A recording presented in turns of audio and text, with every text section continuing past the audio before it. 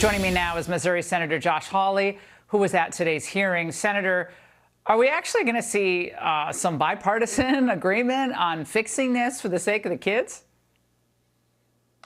Well, if we can't agree on this, I don't know what we can agree on, Laura. This ought to be easy. And here's the thing. This whistleblower today said that he presented evidence that 1 in 8 girls, and when I say girls, I mean kids between the ages of 13 and 15. So we're talking about young girls now. 1 in 8 in the last 7 days on Instagram has been propositioned sexually. Almost 30% of girls between 13 and 15 have been propositioned in the last 2 weeks or more. I mean, it's absolutely unbelievable. He presented those numbers to Mark Zuckerberg. And what did Mark Zuckerberg do? Nothing. Didn't even reply. But yet, Laura, they've got time to work with the Biden administration to censor posts on COVID vaccine efficacy, or if you want to organize your school board and ask about what are your kids being taught. Oh, no, then your posts get taken down. But meanwhile, people are running pedophile rings on Instagram. Now, the whistleblower, Senator, also raised a really important point about the culture in the company itself in Menlo Park. Watch this.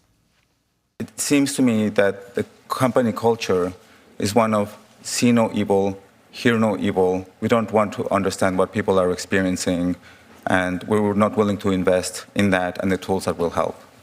Now, is there anything Congress can do to root out this is obviously predatory behavior that's happening regularly online that could be dealt with, but I guess it's a hands-off, I shouldn't say hands-off, that's a bad metaphor to use here, but the company doesn't want to do anything about it. So what can be done?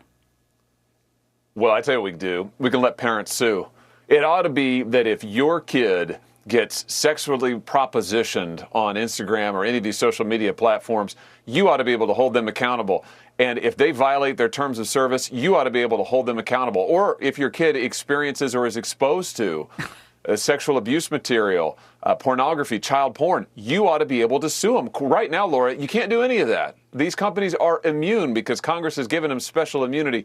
No more. Let's let parents sue and protect their kids. That would get their attention real fast.